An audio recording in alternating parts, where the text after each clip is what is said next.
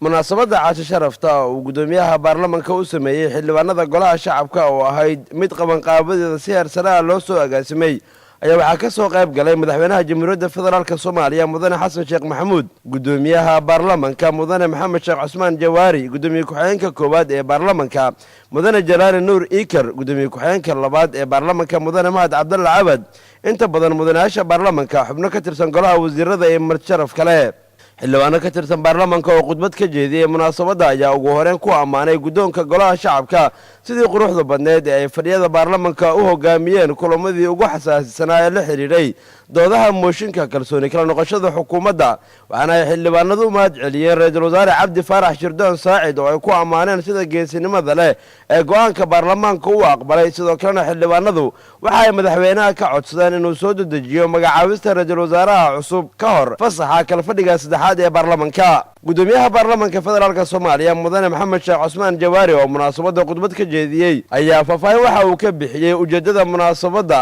xalay gudoonka baarlamaanku ay ugu sameeyeen xildhibaanada oo ahayd mid mahad celina. hadalkayga ma dhaafay mahadsanidin maadaama aad ilaaliseen qalbigii shacbiga,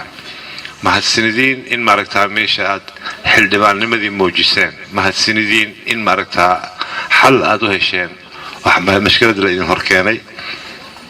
mahadsanidin in maaragtaa markii xeer hoosaadka aan soo qabsado ama dastuurka aan qabsado inaad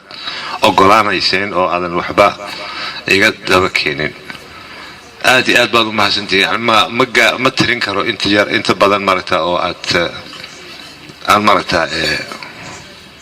meesha inkastoo aan fadhiyo walwal ka badnaa walwalo badan aan qabay markaan kursigaa fadhiyay. moodina kursiga inuu fudud yahay kii soo dabcayo ahlan wasahlan. madaxweynaha jamhuuriyadda federaalka Soomaaliya mudane Xasan Sheekh Maxamuud oo khudbad ka jeediyay gabagabadii munaasabada ayaa ugu horeen xildhibaanada baarlamaanka ee gudoonka ku ammaanay sidii quruxda badneed ee ay u guteen waajibaadkooda qaran. sidoo kale waxa uu madaxweynaha u mahad celiyay isla markaana ammaanay ra'iisul wasaare Cabdi Faarax Shirdoon Saacid. waxa kaliya oo rabaa inaan dhaho waxay tahay runtii waan xaqiiqa oo idinkuna aad ka marqaati kacisaan waxay tahay Soomaaliya baarlamaanka go'aankii iyo processkii ma aha go'aanka haa iyo mayada kaliya ma ahayna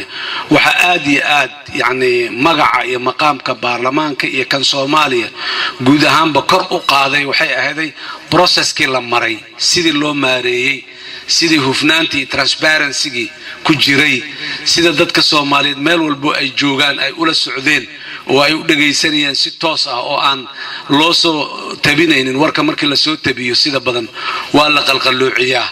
ama hadduu qalqaloocnaanba marka qaarkood waa la toosiyaa, laakiin warkii sidiisii ah crude ah in dadka Soomaaliyeed meel walba ay joogeen ay dhageysanayeen oo ay daawanayeen aad iyo aadna ay raalli uga wada noqdeen.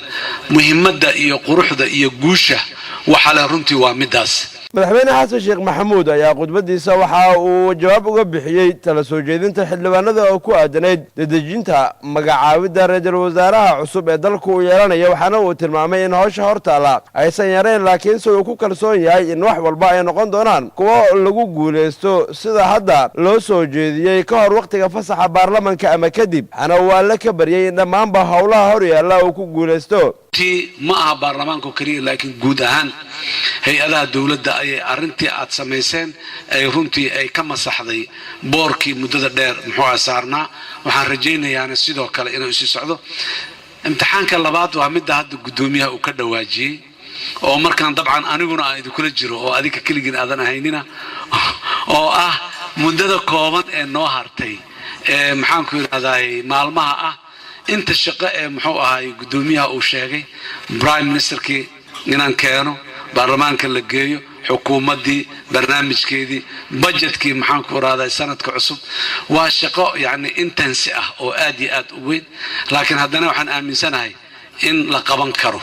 munaasabada ayaa ku soo gabagabowday jabi aad u qurux badan iyadoo intay xafladda socoteen fanaaniinta hawlada qaranka ee waabari ay ku soo bandhigeen suugaan wadaniya.